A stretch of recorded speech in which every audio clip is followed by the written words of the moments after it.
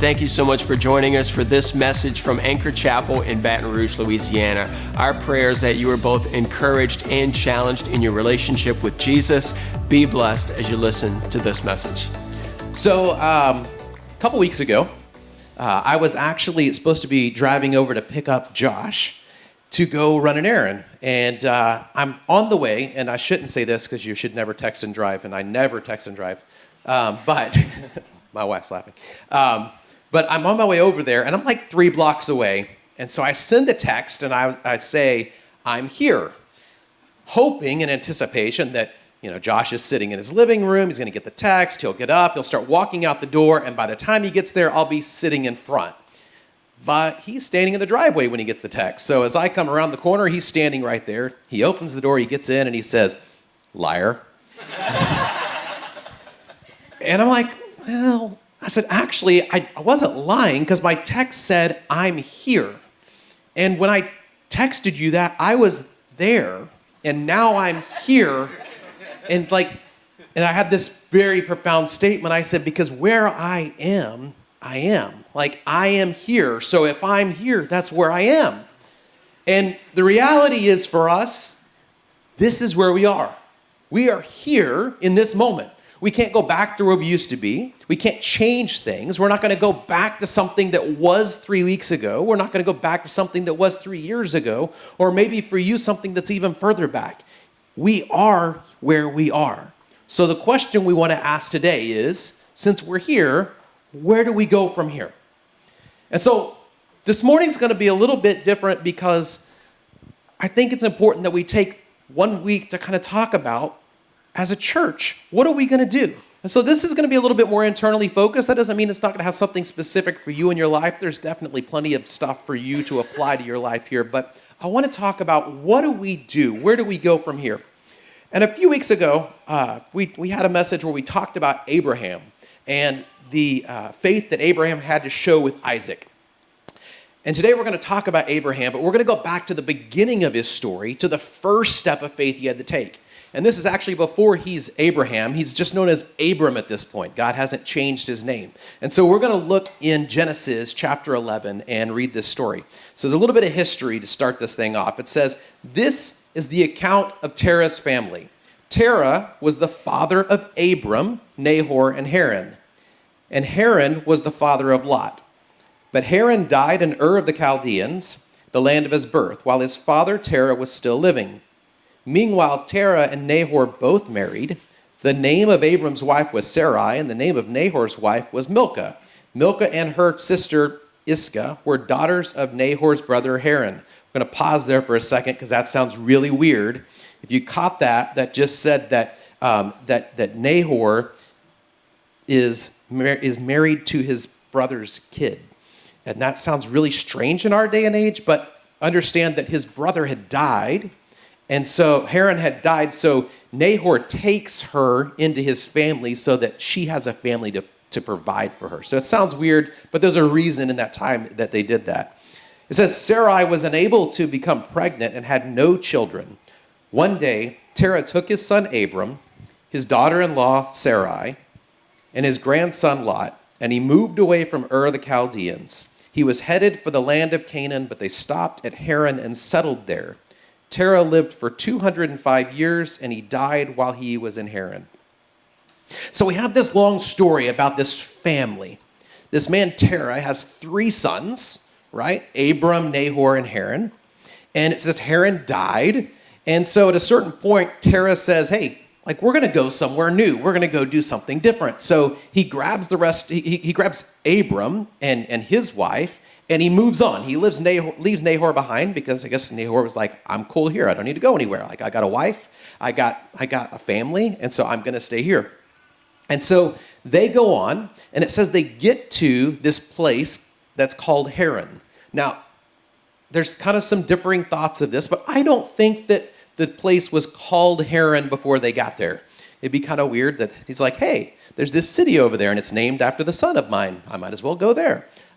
I think it's more likely that when they got there, Terah said, I want to remember what my son has done, what about my son that I've lost. And so he names the city after his son, if that makes sense. It's a way to honor him. And so at a certain point they get there, and Terah dies, right? He's 205 years old. The dude's old. I mean, it's time to go. So he meets his end, and Abram has this reality in that moment that he is in a place that is defined by his past. It's defined by death. And so the first point I want to talk about today is the past is good. You can remember the past, but you can't live in it. You can remember the past, but you can't live in it. See, for Abram, he wakes up to the reality that he is in a place named after his dead brother. He was brought there by his father, who has now died. He has even a wife who, it says, at this point is not able to bring children. And so much of this family is lacking life. And in that moment, he has to figure out what to do. And he could live in the past. He could remember the past in that moment, but you can't live in the past. You can just remember it. How many of you have ever moved anywhere in your life? Have you moved to a new place? Right. I mean, most of us have moved around from one place to another. And when you move, you have people you leave behind. I know for me, I moved a few times when I was a kid growing up. And I would always try and keep in touch with friends. And we would go back every summer or two, and we would go see friends. And the first couple of times you go back and you see those friends, you think about the things of the past, and you reconnect, and you tell those stories about what happened before. And it's a great time of memory. But after you do that 2, 3, 4 times, and you get a bigger and bigger distance, it just doesn't feel the same anymore, right? You're like, this connection's not the same. Like, we're not as close as we used to be. Because everything that you have is based on a memory of the past. It's not based on what's happening now. It's not based on a relationship or a friendship that's continuing to move on. See, Abraham finds himself in this place that's all defined by the past, and he's got to figure out what to do. Some of us right now, we are trying to live our life based on previous experiences.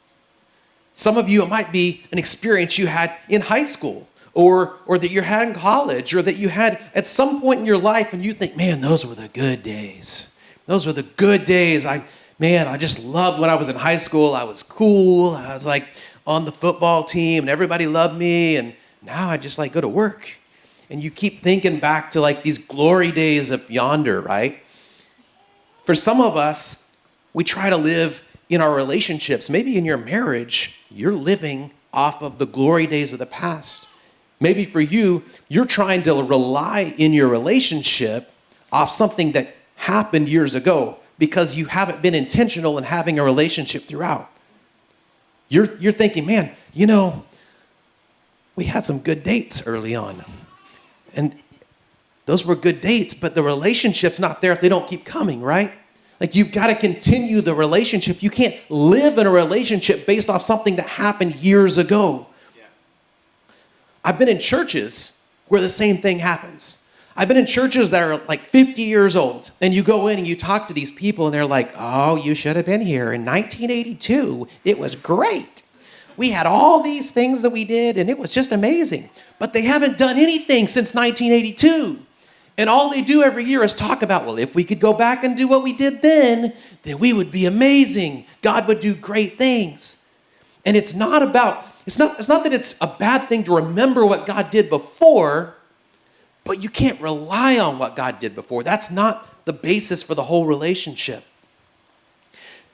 Maybe your relationship with God is something that you're relying on, something that's happened in the past.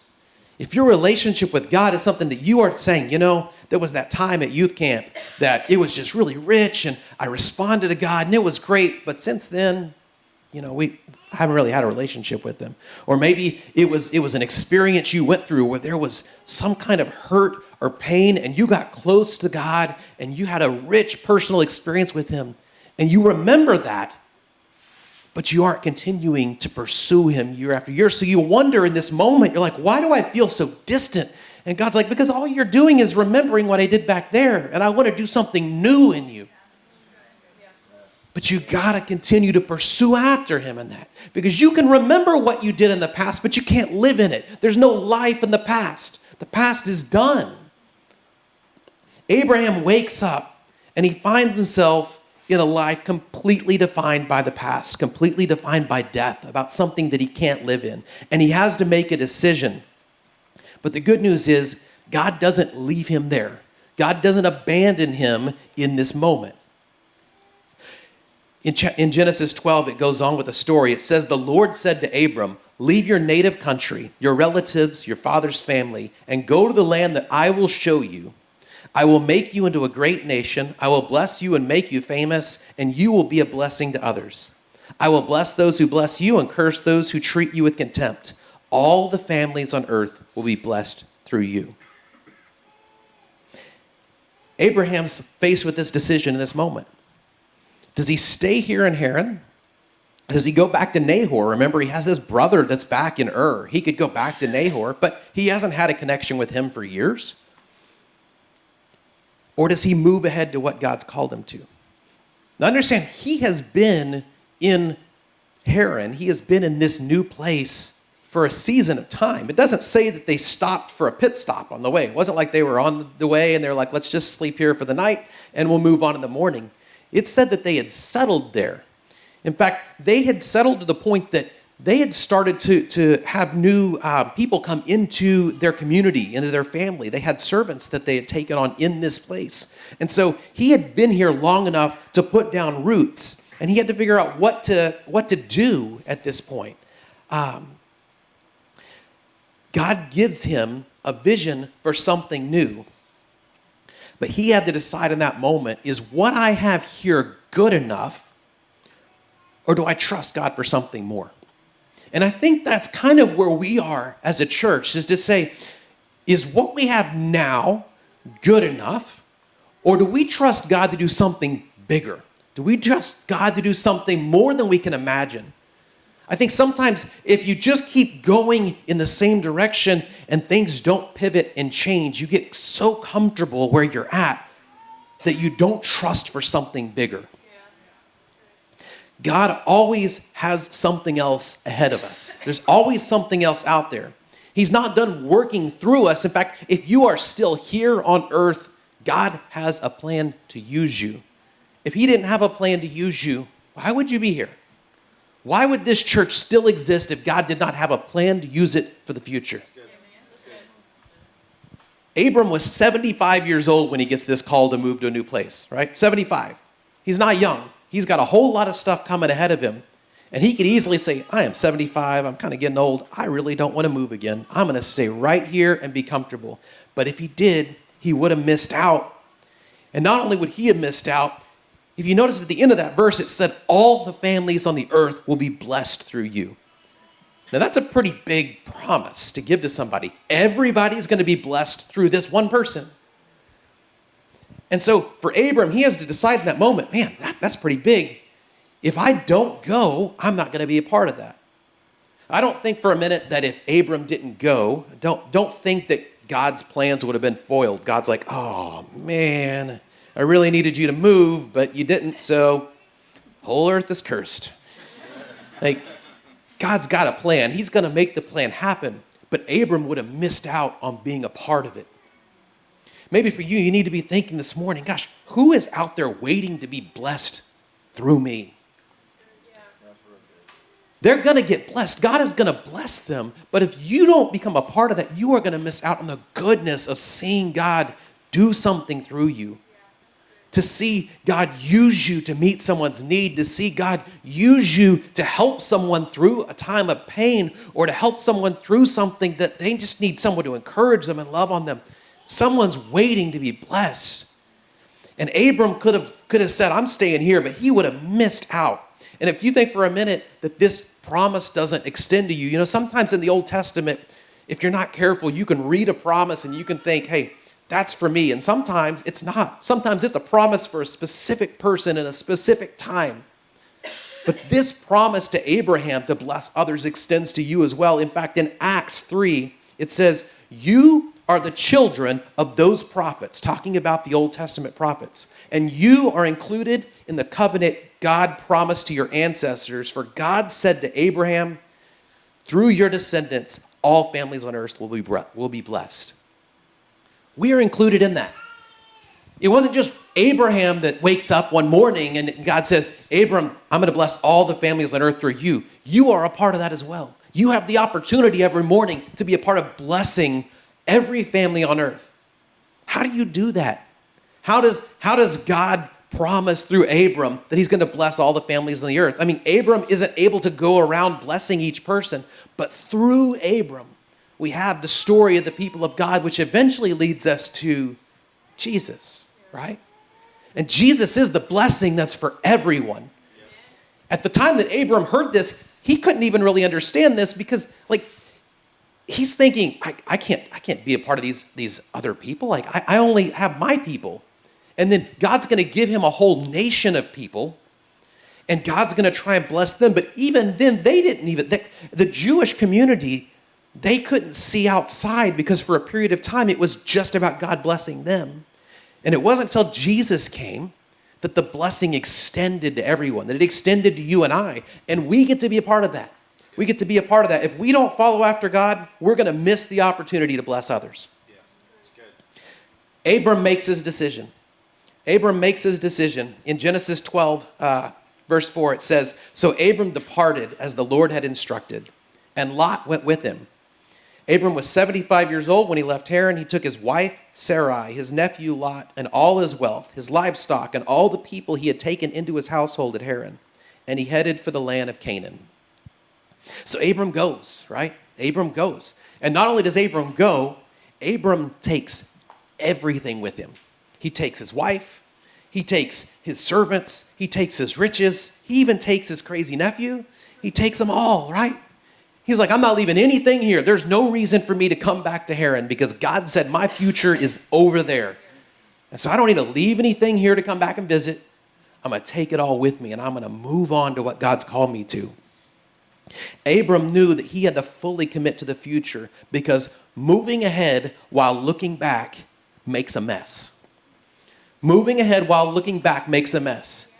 You can't drive your car looking in the rearview mirror. If you do, it's not going to be long, and you're going to run into something. You're going to make a mess, right?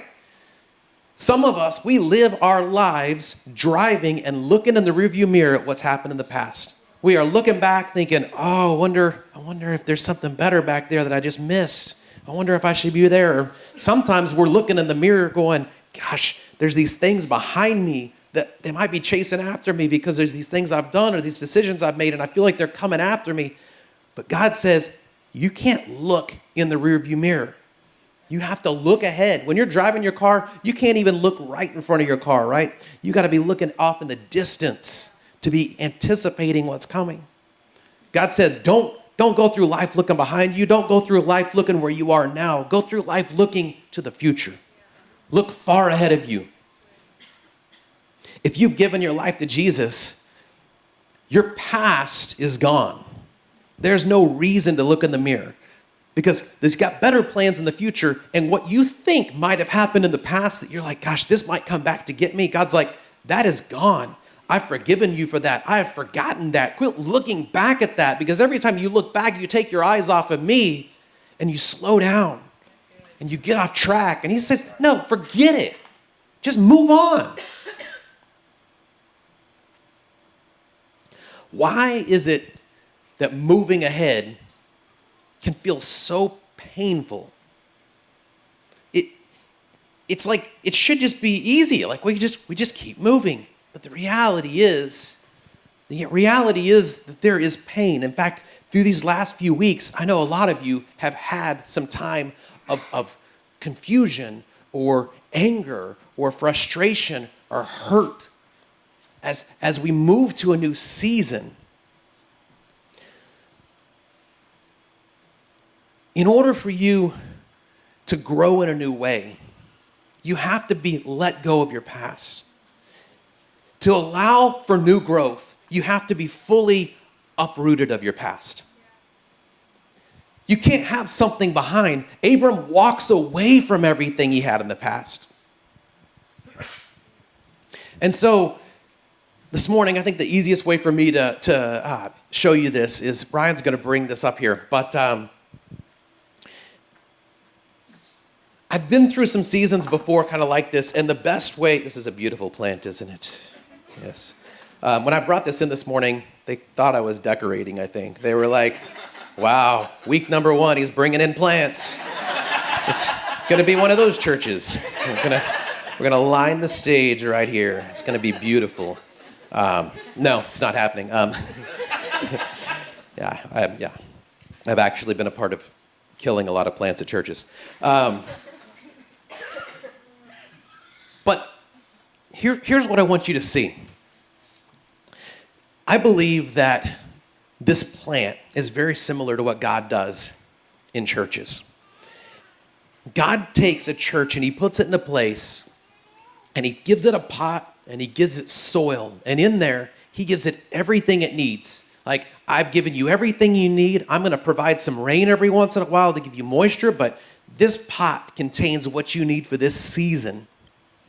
And this pot sits here and it starts growing. The plant grows and it grows and it grows. And this plant's actually pretty unique because it shoots off these little things on the end. We call them babies in my house, but they're like airplanes, I think is what they technically call them, or spiders or something, I don't know. But these little things grow off the end, and these are actually new little plants that grow out here. And if I take this plant and I put it in a place where there is loose soil underneath it, eventually, this plant's going to grow off to the side and it's going to start to root itself into the soil around it. And I think sometimes for churches, if you sit in one place for too long without anything changing, without anything to shift you, you start to go, I mean, this pot's cool, but look over there. Like, there's some soil there. What if I just kind of like rely on that a little bit? Or what if I rely over here on this a little bit? And before long, you're not getting what you need from the pot. You're not getting what you need from God. You're starting to make your own way. You're starting to rely on other things because you're like, we've been here a long time and I figured out I can do it on my own. I can go over here and I can do this. And I don't need to be faithful in trusting God. I can reach to other things. So what I've seen is God will say, nope, I'm going to take your pot. I'm going to move it over here. And when I move it over here, anything you've tried to plant into other things, any roots you've set down, they're going to have to be pulled up and moved to a new place. The plant goes to a new place. You know, sometimes when you move, God also gives you a new pot. Because he's like, look, I got a new season for you, and there's new things you're going to learn. And so I'm going to give you some new soil and some new things to explore in me. But I'm going to have to pull you out of where you've been. And sometimes when he pulls us from one place to the other, there's tension, right? There's roots that are there, and you pull it, you can feel it. Sometimes little pieces break off. Little pieces break off, and they get left behind. That's okay. One of the beautiful things about this plant is these little baby things on the end, you can break them off, and you can plant them in new soil, and they'll make a whole new plant. That's where these came from. We actually have several of these in our house, and this whole plant actually came from another plant. We took several of the little babies that had grown, and we planted it again. Sometimes when God moves, things break off and go in a different direction, and it's not a bad thing. God says, look, I got another pot for them. I'm going to put them in a new pot, and I'm going to send them somewhere else. They're going to do something different. It's still going to be for my glory. It's okay. Not everything has to go with the plant. But in order for this plant to do what's best for it, what God's calling it to, it has to move on. It has to trust. It has to find its new purpose. God is putting Anchor Chapel in a new pot. He has something new for us. We don't know what it is. Kind of the really cool thing about this plant also is when you put it in a new pot, you know, it stops making babies for a while. It stops putting out these little baby plants because it needs some time to explore its new pot and to get solid within it. And so for a season, it's all about itself and its health and its growth. And for a season, we're probably going to focus a little bit about what we are as a church and what we're supposed to be as a church and how we can be healthy as a plant so that we can start sending out new things again. And then at a certain point down the road, we're going to start sending things out. We're going to just say, you know what? Well, here we go. You just go make something else. Like, you should go plant over here. Like, and that's okay. Like, that poor thing that I threw on the ground, that plant can be sustained on its own. And we don't have to be sad that it's gone. In fact, we can celebrate. We can look over there and go, wow, it's growing. It's doing something new. And that's what we should be doing.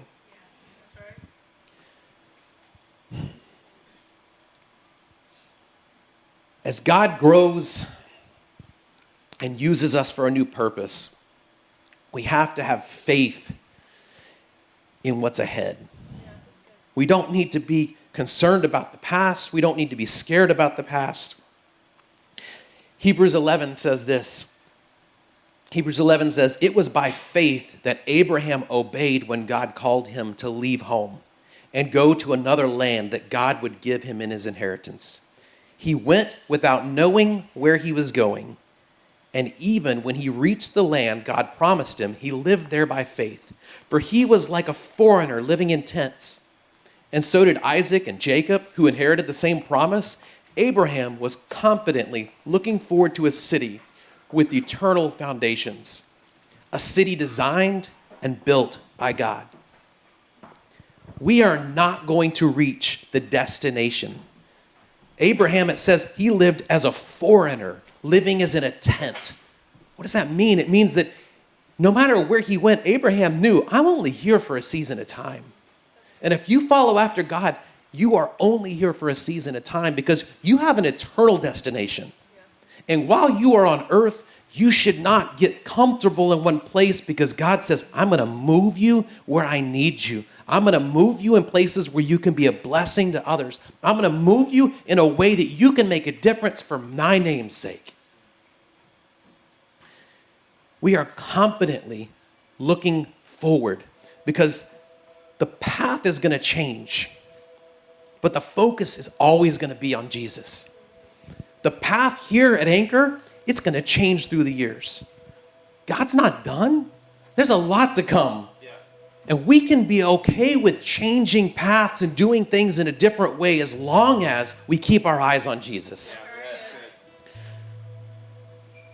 Have you ever been like driving around in a car and somebody is giving you directions and you can't see the map, like you just hear them? I'm really bad about this. Like I want to see the map. I want to know the turns. I want to know how we're getting there. And God says, look, I got something out here. You don't need to know how we're going to get there. All you need to know is it's going to be good. It's going to be good. When we get so scared, like, why are we turning right? Shouldn't we go left, God? Like, I can go straight. And God's like, no, you need to go this way. There's something up here that you need to see this. And you're going to miss it if you try and do it the way that makes sense to you. So today, we find ourselves right here. This is where we are. We are where we are. Yesterday is gone. We can't go back to it. We can't change what's happened in the past. But God has a plan. Where are we going from here? I don't know. I don't know all the answers to that, but God knows. I know as long as we keep our eyes on Him and we follow Him, the destination is going to bring Him glory, and that's all that matters. The path is not going to matter. So, are you ready to go? Are you ready to go do something new? We're not going to spend a whole season of time talking about the past. You know, when I first started thinking through what we were going to do and what we needed after this transition, I thought, we're going to spend several weeks talking about where we've been and where we're going. And God's like, we don't need to talk about that for that long. Let's honor the past for what it was. God's done great things. He's established something new, but He's got a new season, and we're going to follow after Him. Thank you so much for joining us for this message from Anchor Chapel. If you'd like to be a part of the ministry and what God is doing through this church, you can give easily online at anchorchapel.com. You'll also see all of the events coming up there, and you can follow us on social media at Anchor Chapel. Be blessed and have a great week.